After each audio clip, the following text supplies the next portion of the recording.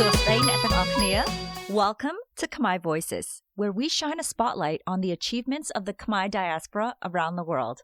I'm your host, Wanni, aka Vanny.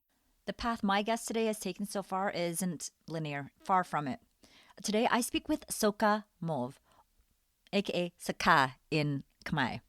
You'll learn about her childhood in France, where she was often the only Asian in her class all the way up to law school. Yep. Today, you'll meet a lawyer who worked at the French Prime Minister's office and then started two businesses and is now working in Cambodia doing amazing things for the country. She's accomplished tons and she's had her ups and downs and zigzags, and now in her 40s, doesn't take any nonsense. The episode reaches an hour, but you do not want to miss any part, especially the end. Sokha shares something that may be of great interest to you if you love Cambodia. So grab a cup of coffee or tea, and let's get to know this tenacious French Khmer lady who's now working in Cambodia. She's extraordinary, and I'm very proud to have gotten to know her through our conversation. You have quite an impressive resume. Could you tell us a little bit about yourself, where you were born, where you grew up, and how you ended up in Cambodia again? Or I actually I don't even know if you were born in Cambodia. So yeah, let's start with at the very beginning. Yes, so I was born in Tumrum, so it's at the border with Thailand, in the camp, refugee camp called Site 2, Kawitong. So we changed to another camp when I was 2 years old to Chonburi, and then from that we were sent to France because my grandmother she was already there when like 1 year before us, so that's why we went to France. And so I was 4 years old. I went directly to KG, and so I grew up in France, like a mix between Cambodian tradition and French culture. So usually we call ourselves like banana, yellow outside but white inside, because I, to be honest, I enjoyed the wine and the cheese. So, like for me, it's the same pleasure as eating pahop. Uh-huh. So, yeah. So we grew up in Brittany, me and my brothers. I have three little brothers, and it's quite like a coastal region. So we have the sea, we have some countryside and so on. So um, not much Asian. To be honest, I think every time, like from primary school to law school, I was the only Asian in the class. Did you feel lonely at times? Sometimes I felt like they couldn't understand because, my parents are a bit traditional, so they arrive in a new country and they still want to keep Cambodian culture inside of the family. So that's why I speak Khmer. And it's whenever I want to do field trip with my class, they never wanted me to go because they were afraid that something would happen to me. And the more I grew up, and the more it became restrictive for me, because they want to keep honor to the family, the reputation, blah blah blah. So it was a bit difficult when I was younger to identify myself, to know exactly on which side I am. So can be French or can be Cambodian. But yeah, it was quite difficult because I have no other reference.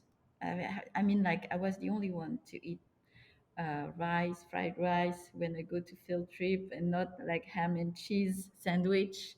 So yeah, it was a bit frustrating. And the more I grew up, the more you build your critical sense and your own like opinion and so on. So I was quite uh, in Khmer we say "kbarang." Mm-hmm. So Stubborn? Yeah. stubborn. Mhm. And I felt that it was very unfair for me to not having the same freedom as my friend. To go Mm-hmm. to the movies, to go out with friends, and to have boyfriend and so on. So, but at the same time, now that I'm older, I understand that my parents want me to focus on the study because they didn't want me to struggle in life to find a job or to have a very comfortable and well-paid job. So that's why they push me for the study. Were they ever So grew up concerned? there. Yeah. Sorry, were they ever concerned about your studies? Like, did they always know that you were doing fine in school, or were they Yes. concerned that your Actually, studies may be I was. affected if?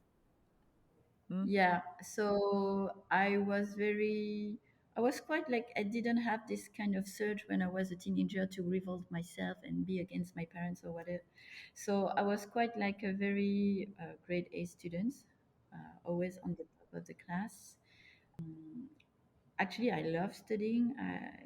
Sometimes I have a grandma taste because I love history, I love civilization and culture. I was a bit like like always in the library. So they never had to worry about my study. Actually, one time I told my mom, said like, yeah, you make a big deal because my little brother got his diploma, and so and she didn't say anything for me, and I always have the top grade and so on. And she said, yes, because we never worried for you. We know for sure that you're gonna succeed, that you're gonna have your exam, that you're gonna have everything. So they didn't feel, the need to tell me, oh, we are proud of you, good job or whatever. So yeah, I think they were quite like, oh, it's okay, it's okay, she will do it. So, did you know that you wanted to study law, or were you interested in something else that probably wouldn't make as much money? Of course. Of course, actually I wanted to go to history, and my mom was like, yeah, but you would just become a teacher. I said yes, but not only teacher. You have many other position that fits to history study. But at the end of the day, I was convinced by my best friend because he went to law school and say you should go to and try for a semester if you like it or not. So I went there, I tried, and I stayed up until the master degree. Oh, So nice. And then what did you do after that? Can you tell us some of your work experience? yes, so I was working as like apprentice lawyer, because here before you become lawyer you have 2 years internship in a law office. So I started my training as a lawyer, and I worked for an office close to Paris. And actually I was in charge of the foreigner that wanted to request residency in France. So I had to deal a lot with the local representative of the states. And at some point, we become friends because we talk too much every day together. And he was saying, like, maybe you should try and, pass the exam to become a civil servant, because, for me, becoming a lawyer was more into my ideal of helping people. So I was very happy because in the office he gave me a lot of case related to asylum and so on, and most of them they are Mm. Asian people, like Southeast Asian people. But at the same time, being a lawyer means that you should represent everyone, even those who are guilty or did the very very bad thing. So it wasn't a very good experience for me because. For me, maybe it's the Khmer heritage, or I don't know, but or the karma stuff. But I didn't feel comfortable defending those people. So I feel like I was more here to serve people, but I think in the better way than if I was a lawyer. So I passed the exam and I entered the French administration. So I worked for the foreign affair, and it was very funny because I was in charge. So we have an agency in France. Whenever you are a refugee or you want to ask for residency, we have an agency that is specialized into studying your case. And actually, when we arrive in France, me and my family, this agency give us the status of political refugee. So it was very funny for me to, at the end, work for the agency that gave us the right to live in France. So I was very happy. I was in charge of the Southeast Asian case in mostly Asia. And it was very interesting. I met a lot of people. I learned a lot. you have to be strong because sometimes cases are very sad and the story are very bad, and sometimes you have to follow the laws and you cannot give them residency even though you feel like they're pain. And so it really builds you in terms of emotion and also, your mental strength. And so I move on to different ministries. I work for the Ministry of Interior, and my last position, I was working for the French Prime Minister in his office at Matignon. I was in charge of the lawmaking process, so working with the Assembly, the Constitutional Council, and the President himself for signing the law. That sounds incredible. So what brought you why make the move to Cambodia? What brought you to Cambodia when you had this Yeah, awesome job? actually, my mom was very sad. She was like, "Why you want to quit your job? You have 3 meals a day for free." Oh, And she was, really? yes, Amazing. actually, when you work for the prime minister, they expect you Uh-huh. to be available whenever they want. So you arrive in the morning, you get the breakfast, you get the lunch, and you get the dinner if you need to stay late. And so it's made by the kitchen of the prime minister office directly. So it's the way to keep you at the office. Did you have a young family at that time?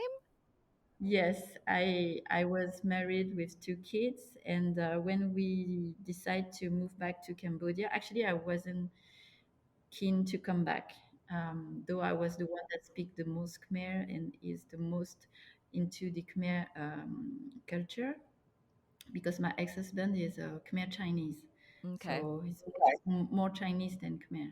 So he wanted to try something here because we saw opportunity. We saw that, um, you know, we just take the risk and try to start from scratch here, doing something to challenge ourselves. So I was like, okay, let's do it. Let's try. So I put on hold my position. I haven't resigned up until now. um, How long has it and so been? it's been 8 years already. And you can say that you can come back anytime? Yeah, French Oh, wow. administration. I love. So maybe I will resign one day because I feel like I don't think I will come back to work in Uh-huh. once again. So yeah, to be honest. But so we came back here in 2016. We prepare our move 1 year before. So since 2015, um, I found a job here for an NGO that help build skills and capacity for parliamentary staff. So I work for the Cambodian Senate when I arrived in the lawmaking process, which was already my field of expertise in France. And so life in Cambodia is not easy. At the very beginning, I felt like a stranger here. And, even though I'm Cambodian, I mean, physically, and I speak Khmer, my Khmer is a Khmer like from the 1960s. So I don't have the new vocabulary that all the people Mhm. use. So I was a little bit lost. I remember And you telling me how it was because your grandmother had raised you, so you spoke like how she would like my speak to you. grandma, Yeah. yeah, yeah. And people, they were like, one week I say, for me, it's Muyetet. Hmm. And then here, when I arrived in 2016, they were like, once, Muy Sapada. And what is it? They say, 1 week. Actually, this is how they say one What? week. It's Muy Sapada. Oh, Yeah, yeah. I had to I've never relearn a heard of lot. it. Uh-huh. The airport, for me, it was Kapal, Like, Kapalho. uh-huh. Yeah, no, it's Pelian. Yeah. I definitely wouldn't have understood. Yes. So yes, because for me, I learned Khmer through my grandma and through the Hmm. Chinese soap movie, like and Hong Kong drama and so on. So translate it into Khmer. So that's Hmm. where I learned my Khmer. So at the very beginning, it was not easy for me. It took Oh, me six wow. months to feel at home. What are you doing now? So I was working for the NGO at that time. Hmm. I left. I opened my bakery here because I love to bake and I love to cook. It's my Hmm. hobby slash passion. I did that for like 4 years before, and we closed during COVID because they close they close all the restaurant and hotel actually. So Yeah. we lose a lot of market. So we had to close, but at the same time, I'm also very into entrepreneurship. So me and my ex-husband at the time, we opened also a consulting firm. So he's a expert in cybersecurity, which is a field that Cambodia is really unfamiliar with. So there's a lot of potential on that domain, and we just start to work together. I was doing the business dev and the face of the company, and he was more of the tech and the technical part of the company. So the company is still open and still working. And after that, I joined a French NGO called Toutes à l'école, means everyone at school, but Hmm. Toutes means small girls. So it's an NGO that help little girls, very poor girls, to go to school. So every year we recruit 100 girls starting from KG, and we provide free education. So they have uniform, schools, furniture, everything for free. We provide meals for them, and we have like a very strong and good quality education. So they have the Cambodian curriculum because Hmm. we are under the Ministry of Education, but at the same time, they also have like international curriculum. So they learn French, English. They have what we call open student mind, when we learn to have critical thinking, problem solving, debates, and they have sexual education because we want to prevent early pregnancy and want them to protect themselves. And they have many other fields of support like social, psychology, medical, dental. So this is the whole package for these girls. And so I Sorry, manage the what grade does it go up to? grade 12. So Okay. it's the So, oh, whole wow, that's cycle. amazing. Yeah, so at that time, I managed the three campuses, which was around 1,500 students and 300 staff. Oh, And wow. we had a lot of activities. And the founder, she was very like, um, when she first time she came to Cambodia, she was very sad and she was very like she wanted to do something to help the girls. And I think she succeeded because now I'm managing the other part of the NGO, which is the post high school diploma. They get their loop and then they come to the big city to study here, university or vocational training. So we provide them with accommodation, allowance, we pay the tuition fee, and we provide also additional training like languages, soft skills, digital skills for the girls. So right now I have around 350 girls. I just received a new batch like on Monday, 62 more. And you know, when you doing things with your heart, it's very rewarding. Yes, I didn't want to go 100% into private sector and the, looking for profit, because I wanted to do something for the country also. When you of come course. here, Yeah. you want to be useful for the country. Yeah. So Yeah. looking for the NGO, and especially when I was in the with the smaller grade, every morning, all the kids they come and they hug me. They were 6 years old and they were so cute in the Hmm. uniform, and Hmm. I can hear every morning like they were reciting the alphabet, the Khmer alphabet, and it Hmm. was very, I was very happy and I feel very useful. Yeah, it's very gratifying job that you Yeah. have there. How does your organization get funding? So for the post-bac, we receive fund from the government of Luxembourg. They Okay. co-finance the project. And we have also private donors because all the girls can be sponsored by godfather or godmother. Ah. So yes, and that's how we get the fund. And as a director of the NGO, I also try to develop partnership with private companies here because we try to follow them up until they get a job. Mm. So we Mm. also have this So part of mhm. career guidance and job placement. Oh, very cool. Very cool. Yeah. Yeah. And I so just want to go. my, Mhm.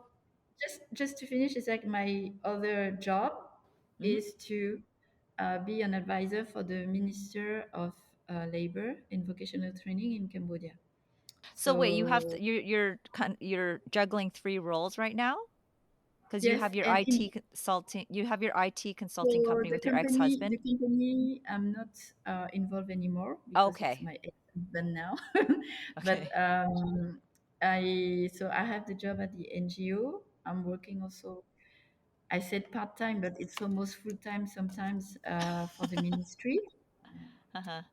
You give them that and they take the whole on. Yeah. Well, Um, yeah, and so, typically but how it's it very, is. yeah, but it's very interesting. I get to be very into some very specific case, and it's also a way for me to be useful to the country. Um, and there are a lot of ideas about Cambodia, about the politics, about bribery, about how they are corrupt, how everything has to be with money. And I think like I might be very naive, but I was appointed as advisor. So I got the title of Lokchumtir, which is Excellency, um, title. So I had a royal decree that appoint me as a Lokchumtir for the ministry. And people will think that I pay for that position because it's usually what they think, and actually not at all. I was recruited by the ministry only based on my resume Your and credentials. what Yeah. they think yeah, and what they Mm. think that I can bring. Sorry, So is that me or is that no, your it's computer? me. Sorry, it's the Okay. ministry looking for me. Fine. I just like hide the message. Don't worry. Okay. I just ignore them. Don't. Yes, and so that's why I really want also to convey this message to all the Cambodian, like if you hear me, Cambodia change. Of course, we are not perfect. We are still have to, to improve ourselves. But we need support and help from all the Cambodian.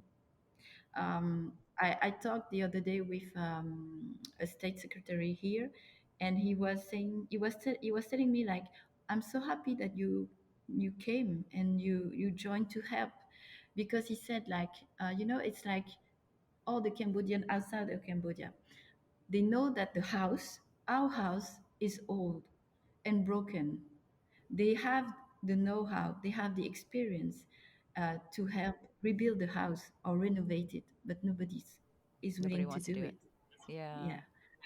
So I Is it feel because they like don't want to live there or they just don't want to do it? I think I think it's mostly because they think that Cambodia is like Cambodia It's 20 corrupt. years ago.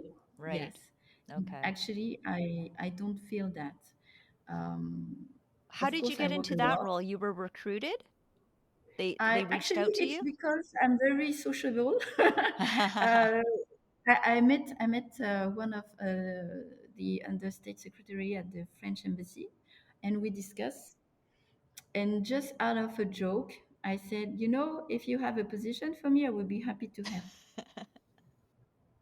It was just a joke, and he was like, "Are you Uh-huh. serious?" I said, "Yeah, why not? Why not?" Uh-huh. And so maybe within a week, I got the green light from the minister, and Mm-hmm. I met Mm-hmm. him, and he's looking to performance, he's looking into action, and he's very straightforward. So Cambodia is changing, but it takes time, and we need everyone to help changing the country. Well, I hope a lot of people hear this. I hope everyone listening to this podcast can hear that. In terms of your NGO, is there something that listeners can do to help? Like, is there a link that we can visit? No, Yeah. okay. So it's all like privately funded and through the Luxembourg government. Actually, what I'm looking for the NGO is to build more connection for the girls. Okay, Because right now they study here in Cambodia. We have some very high potential girls that I think that if the NGO wasn't there, she wouldn't reach this level. So we have some students studying in engineering school in France, like very the top one. So Cambodian girls, they have potential, oh, and we need 100%. more help and more support from the outside, because I think that some of them, can go studying Very abroad. far. Yeah, they Yes, can, and they having can get very far in their internship. lives. Yeah, and they can learn a lot. And when they come back, they will be very like part of the society and bring something to the society. So this is what we want. We want to be the it's not the elite, but I mean like people that can change the country in the future. Amazing, amazing.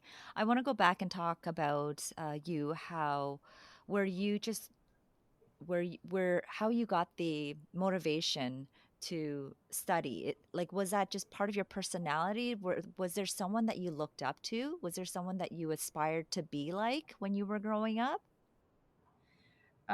So I didn't have really like a role model, Mm-hmm. but I was raised by my grandma, and my grandpa died during the Khmer Rouge regime, but he was a teacher. So my grandma was always pushing me for studying. So actually, it was from my mom's side, and she told me one day that, because I think she went through all this hardship during the Khmer Rouge, she said that, knowledge is the most important thing in the world, because even when your house burning and you have nothing, you still have your knowledge, and this is gold. So Sounds like a yes, smart she woman. was. So it's mostly her that pushed me. Like Mm-hmm. when I had my law school exam, she was telling to my dad, don't put the karaoke, don't sing. She's studying. She has exam tomorrow. It's forbidden for 2 weeks. So were your parents So working a lot when growing up then? yeah, yeah, Yeah. both of them. Since we're actually, when you arrive in a new country, you don't speak the language. Mm-hmm. It's very hard for you to find a job. So they started with very basic job. Actually, my dad like worked in a factory, a meat factory, and he was just handling the boxes. And he stayed with this company like more than 25 years, I think even more. But at the end, he was one of the director of the factory. Oh, So he started that's with just awesome. moving the box Uh-huh. from the top. Uh-huh. Uh-huh. And at that time when I was a kid, he had two jobs. He did some delivery, he worked at the factory, and my mom, she's the same. She was working as a chef in a Chinese restaurant, so we didn't see her much. We Mm-hmm. only have our grandmother that stayed with us. Eh, Actually, we don't call her Yay, we call her Mai. So Mm. she was Mai for Oh. everyone. Oh, that's so sweet. Did you Yeah. have friends come over to visit you when you were growing up? Because you mentioned that there weren't that many Asian people. No? I didn't have many Asian people as a friend. Mm-hmm. The only Cambodian that we knew were living like 100 kilometers from our house, where you have the Cambodian Association and Cultural Association. So there were more Cambodian in this city.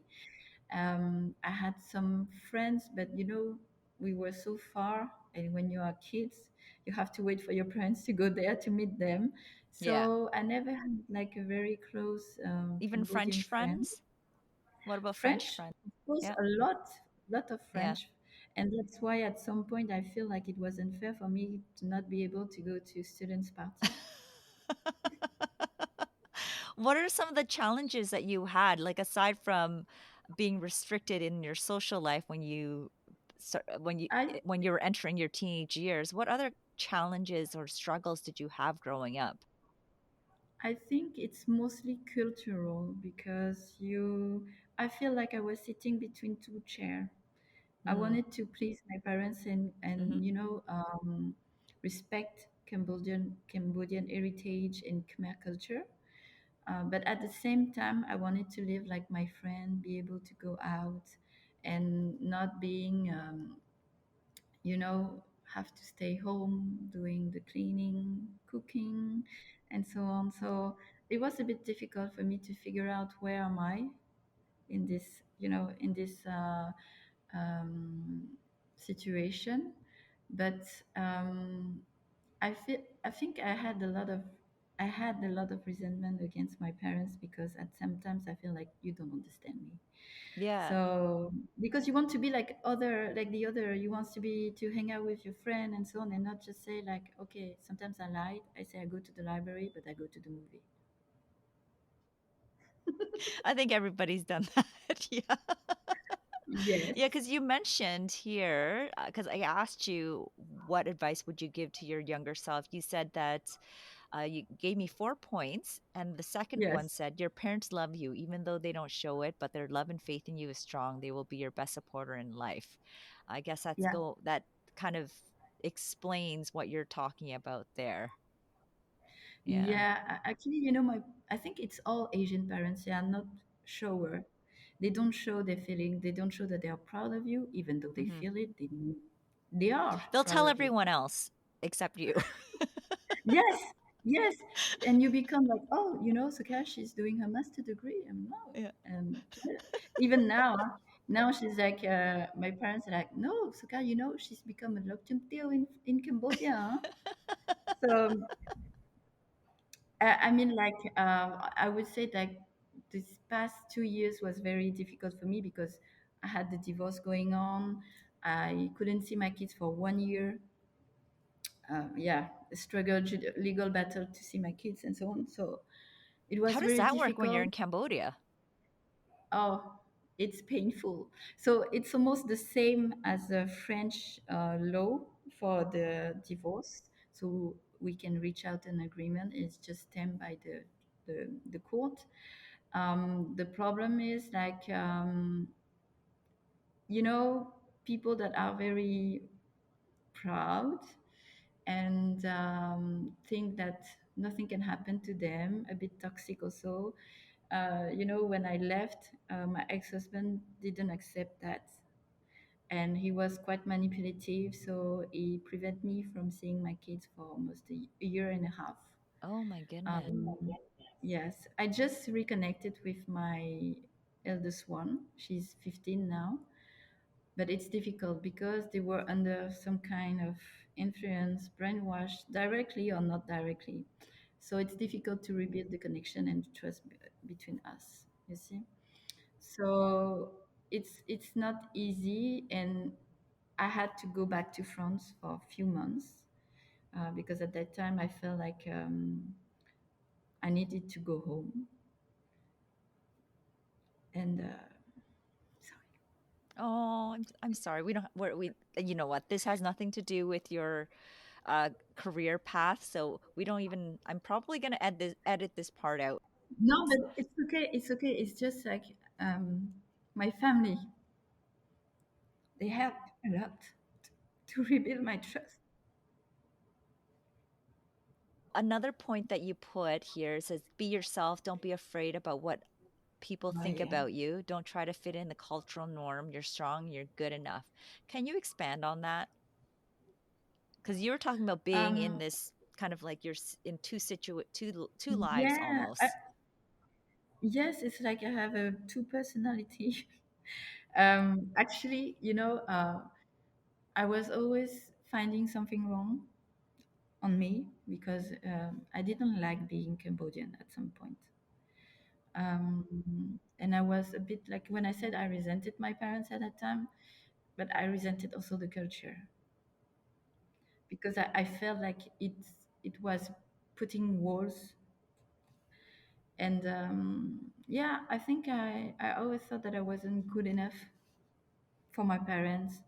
um, for they wanted me to have like a yeah, they present me so many guys, so many Cambodian guys, because I don't know if other women, Cambodian women, has the same issue, but when I was around 2021, my grandma from my dad side, she was like, you need to get married, you're old.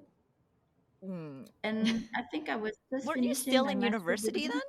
Yeah, Yeah, you're yeah. still studying. Yes, and I was like, but I'm studying yay. This grammar I call yay Yeah, yeah. because we have some distance. And I was like, but yay, I'm studying. I haven't finished yet. And she Mm-hmm. said, there's no point for you to study because once you get married, your husband will take care of you. And she was like, you need to find a tree. I love the image that they gave us when we were younger. You need to find a tree that has a big branch that can covers you, but also have deep roots, so that he can support you. And I said, yay, I will be the tree myself. So yeah, it was very, I think from the age of 19 to 21, Uh-huh. I had to face a lot of, judgment Did your because I did your was two yays speaking. ever talk to each other? Because they sound like They two didn't different like women. each other. They didn't like each other. Actually, they didn't like each other.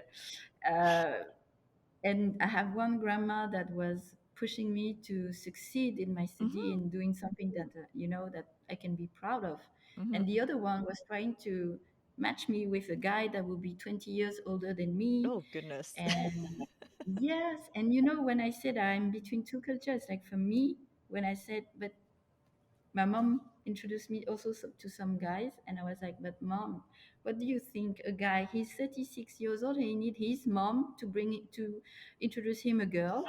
Don't you think he has an issue somewhere?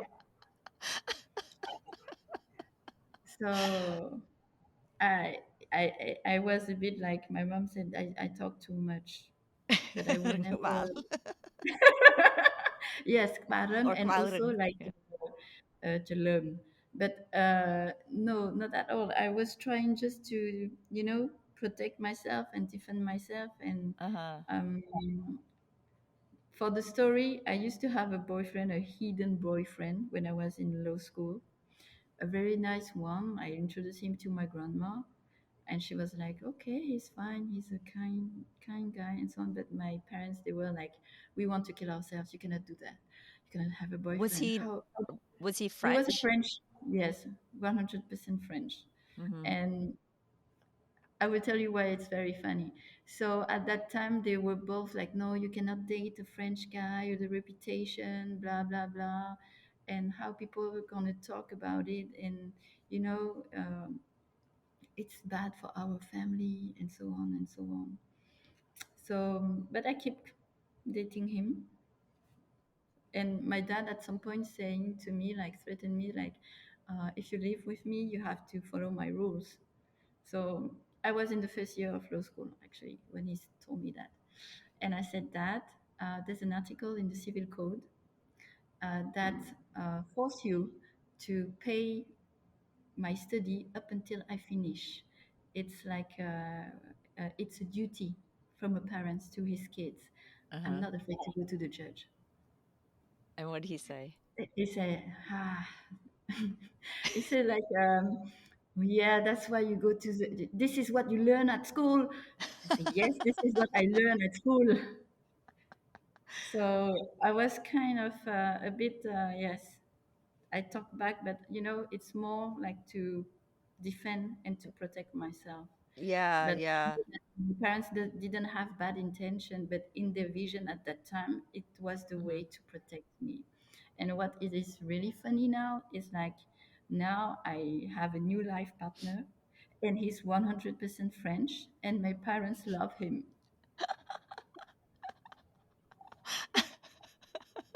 So As they get older, they seem to be more accepting. I'm yes, finding. yeah, yeah. And so I was just like, it's very funny because like 25 years ago, that wouldn't happen. Uh-huh. Uh-huh. Yes. Yeah. Tell me about you say it's okay to fail. You can always start again. Tell me about a time Yes. when you failed. I think it's because during the separation, I went back to France because my initial idea was to bring my kids back to France to study, but couldn't have them because he kept them here in Cambodia. So when I came back to France, it's a bit like I feel like I failed my experience in Cambodia. I feel like coming back was a bit of failure. So I had to rebuild myself mentally, financially also, and my family was there to support me. So I think it's okay. I learned a lot from my experience, my first experience in Cambodia before I came back to France. And now that I came back, I just restart my life here. I had a very good job.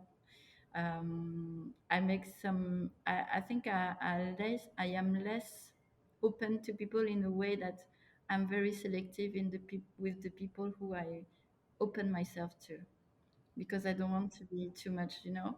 So it's okay to to fail. I learn from my mistakes, and I came back stronger. Great. And last, you say take your time, don't rush into something and don't do something to please someone else. Yes, What were you the talking about parents. there? Oh, I see. Okay. Yes. Okay. Well, yeah, we Because definitely touched on that. yeah, because actually, I think that some of us, we wants to make our parents proud. We wants to make them, um, happy because ultimately this is what you want. You want your parents to be happy. So I think maybe I took some decision that was only motivated by how they will perceive it and if it will make them happy. So maybe the things will be different if I decided to put myself first and say, okay, I take this decision for me and not to make them happy. Yeah, You're doing that my now, first. though, right? I'm doing that now, but it took Yeah. me like sometimes to realize that because you always, your parents they went through a lot, the Khmer Rouge, starting a new life in a new country, raising kids, working many jobs to provide for everyone. You just want them to feel comfortable and not to, yeah. And at some point in my life, I just decided to, actually, I decided to say, okay, I go get married with the guy because he seems to be a nice guy and my parents love him, blah, blah, blah. And I think I rushed it too much. And we were like not knowing enough about each other before we get engaged and so on and so on. So Did you meet I him think, yourself, your ex-husband, or were you yes. introduced? Okay. No, no. We meet outside of any parents' intervention. But I mean, like, my parents were so happy that I brought an Asian guy and not a French guy, that they were already projecting themselves like as their son-in-law and blah blah blah. So at some point, it feels like I make them happy, so I'm happy, and I fit into what they were expecting me to have or to build for my future. But and I think that was the wrong decision. I should have think more and you know think more about my happiness and Yes. what Yeah. I want. To be a little bit Yeah. selfish because when you're in a Cambodian family, you cannot be selfish. I always think myself as second. Yeah. It always has to be my parents, my grandma, or my brother first. And I think a lot of uh, Cambodian women that grew up with parents that left Cambodia during the Civil War Mm-hmm. have gone through that sort of Yeah, experience as well. yeah, Yeah. yeah. I think the generation after me they get more Uh-huh. freedom Oh, than me. 100%. Oh, yeah. My sisters so my younger sister is 9 years younger and my other one is 11 years younger. And they didn't have Do to go whatever through they want. any of thing. Yeah. They didn't have to go through any of what I went through. There was a Same. lot of arguing in our house when I was growing up. Yeah. Yeah, it's a bit the same, and I think like at the same times, all this made me who I am now. Yes. So Yeah. it builds. I think sometimes I lack of confidence when I was younger. I was very Mm. shy. But Mm-hmm. by the time, you build your confidence and you build your opinion and you Mm-hmm. start to defend your opinion. Mm-hmm. So right now it's like I can't take any bullshit anymore from anyone. Well, you also were a lawyer, so And um even here at the ministry, it's like I mhm, cannot. I have a very different way of working than the Cambodian people here, mm, because they are very into the ranking stuff, like mm, Your Excellency, blah blah yeah. blah blah. Uh-huh. I told them to don't call me like that. Just call me mom, With this, yeah. because I'm not used to have this kind of title or whatever, and it's Uh-huh. only a title that doesn't make a person. Yeah. So I rather be judged by the action and what I bring on the table, Yeah. than the name or the title that I can Yeah. get. Yeah. Do you have anyone that you look up to now? My mom. Mm-hmm. I think she's the one that helps me the most to regain my confidence after when I came back to France. She was like, "You know who you are. You are strong."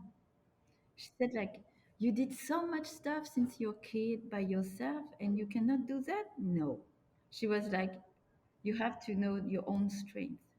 Uh-huh. You are not nobody." She was like, "You are not nobody. You go back. You go back, and you will succeed." Yeah. Oh. So yeah, she's very resilient. Uh-huh. When she was quite young during the Khmer Rouge regime, and when she arrived in France, she was like 24 years old, and she was pregnant with my second brother. So in total, we are four. And she raised us. She works. We never miss of anything. We never lack of anything at home. Um, I would say my brother were very spoiled. Um, yeah, and so she always tried to make everyone happy. She forget herself totally. I mean, like she never went to vacation. She never do makeup. She never go to the spa or take care of herself. It's only now I think that when I came back, we spent a lot of time together. So we went to have restaurant, we went to have a drink, walk across, the beach. If we even went to a weekend in Barcelona, just the two of us. Oh, nice. Yeah, and Very cool. she was like, it's the first time that I get to rest, really rest, nothing on my mind. She was so happy to. We ate a lot of food. She drank a lot of wine and sangria, and she was totally happy. Oh, So, that's amazing. and she deserved it, because she struggled a lot, and she did a lot to support the whole family, everyone, not only me or my brother, my dad, but also my uncle. And now, if everyone has a job in France, it's because of her, because she created a business, a family business where everyone is working in. Amazing. What's your mom doing? What does She's she a do? chef. Oh, She's so she opened cooking. her own restaurant. Yes, Oh, she opened the amazing. restaurant like 14 years ago, Uh-huh. and now she's well known in the region. She's even in some guide, because we do the best chayo. And my uncle worked there. Two of my brother works there. My dad Uh-huh. also. So it's a family business that support everyone. Oh, amazing. I'm gonna have to go if I'm ever in that part of France. Yes, please go. The food is really good. My mom, she's a really What good is chef. it? What is the restaurant called? It's called Mai because it's for My. honoring the memory of our grandma. Oh, the one that raised you? Yes. Oh. So Oh. it's And good where's it? because We're in it's France again? in Saint-Brieuc in Brittany. Okay. Um, and actually, we call it so Mai because she was the one that also supported the restaurant from the very beginning. My mom and my grandma, they were a bit the same. I think I'm a bit the same like her. I hope, Hmm. um, because she had cancer from 2012. And though she have chemo and so on, she was always there doing things in the restaurant. She never gave up helping my mom in the restaurant because she was like, "What do you want me to do? I cannot stay in a room doing nothing." She, she's not used to so, and she was quite strong, you know. Like you see her, you didn't know that she has cancer, and she did Oh, that up until the end. well, you have some inspirational women in your life. I could see Yeah. how they definitely played a big part in you getting to where Mm. you are now in life. Yeah. That's Yeah. amazing. Mm. I think my grandma would be so proud to see Hmm. What you're everything that I doing, achieved yeah. now. Yeah, yeah, yeah. Yeah. Did So she, was she still alive when you moved to Cambodia 8 years ago? yes, she was still alive. She passed away like 1 year after I arrived in Cambodia. Okay. All right. Mm. Yeah, and your So mom, I think that I think your parents' experience is very reminiscent of a lot of immigrants that moved to moved outside of Cambodia, left the war, left Cambodia, yes. and moved to North America or somewhere in Europe, and Mm. yeah, they just worked all the time. I remember talking Yes. to, yeah, my last guest about how, I that we always had food, but sometimes, you don't feel like eating salon bai, you just want instant noodles, and we always had instant noodles if we didn't feel like eating anything else. Yeah, but yeah, they always Mm-mm. provided, and Yeah. definitely, our parents are amazing. Yes. And that's why now that I live in Cambodia, I have arranged for my mom to have her own room in my house and so on. So I just want her to enjoy the time here and, going to the massage, going to whatever. Yeah. Aw. Yeah. And so she was like very more Yeah. Is she retired now or semi-retired? semi. But she hardly let go the work because She she what? always wanted. She's still doing something because she doesn't want to do anything. She cannot. Nothing. Yeah. She has to be active and do something. Yeah. We're just wrapping up here. I want to ask you one last thing. If there was one thing that you want listeners to take away from your story, what would it be? I think that will be that life is not like a single line, a straight line. It will goes up, it will goes down, but you have to always, learn from your mistakes, and move ahead and go forward. You cannot stop it. Um, this is the first thing is like to be very persistent in what you want to do. It's okay. You can fail, you can fall, but you have to stand up and continue to walk again. And the other thing is like I would like to all the Cambodian in Canada or whatever they are in the world, um, whenever they feel like they can help the country to come back. Um, we need we need skills, we need people, we need expertise because the country is still very young. Actually, the war wasn't very far ago. We rebuild the country, but we need people to help rebuild it. I think if you love Cambodia, if you love the culture, um, just come, have a look. There's a lot of opportunity and many ways you can help the Okay, country. great. And Yeah. that is in terms of skill set, pretty much everything. Yeah, we need everyone can be in technical or less technical because we always need advisor, consultant. Cambodia is developing very fast, and we want to be a new like one of the main actors in the region for the ASEAN. So there's many things going on that people doesn't know. Just give an example. We started what we call the 1.5 million jobs. So we encourage people in Cambodia to learn skills.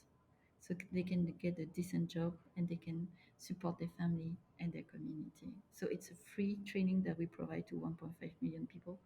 And this is there are so many things actually that is done, but to be honest with you, they are very bad in communication Like they're here. not sharing it with the rest of the So world or even the rest of the country. not, I think they try their best, but if there are some Cambodian people out there that are very good in communication and marketing, come, because we are we are doing so many things, so many good things, and we are not talking Nobody knows enough about it. about those good Yeah. things. Nobody knows what you guys are up to. Nobody knows about it. And you know, outside the country, they see us like, oh, the Khmer Rouge and Exact. blah, blah, blah, the genocide and so on. I want to change that. Even the movie, we have Ritipan, we always do a movie about the Pol Mm-hmm. Pot and blah, blah. I said, no, you have so many young people, we have so many startups, we have so many project activities going on. It's very dynamic, it's very young, actually so many projects going on, like now they start the Phnom Penh's art project, which is like a big cleaning, and they do some outreach in terms of how to be more responsible, more green and so on. You have a lot of green initiative also here. There are a Cambodian guy that developed ecobrick. He's doing bricks with recycled plastic, That's very for cool. example. Yes, and, he built houses, he builds warehouse, he built restaurant with that. So they are really, you have, it's so rich and it's so dynamic that Do you it's have to know Khmer very well? I guess that would be a prerequisite. You learn when you're there. yeah, actually I learn new word every day, but I only speak Khmer. I would say that my Khmer is honorable, but it's okay. Here you have a lot of people, Khmer people speaks very good English. Mm-hmm. Mm-hmm. It can be tricky, but you know, actually, I have a good base in Khmer, but I Mm-hmm. improve by the year.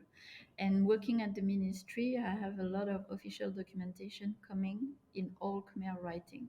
So Mm. thank you, ChatGPT and Google Translate. You heard it.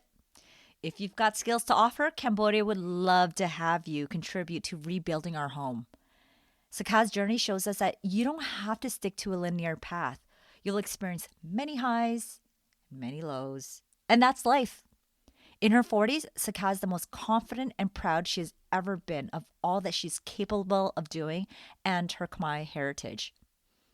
If you're interested in learning more about working and living in Cambodia, feel free to reach out to Sakha on LinkedIn. You can find her LinkedIn profile link in the show notes. Thank you so much, Sakha, for sharing your journey with us. And thank you so much for your time. I know coordinating Cambodia was a bit difficult, but we got it done. I'm so glad you got to share your story. And thank you, listeners, for listening to this episode. If you know someone who'd enjoy Khmer Voices, be sure to share it with them. And don't forget to give Khmer Voices a good rating. Akun charan.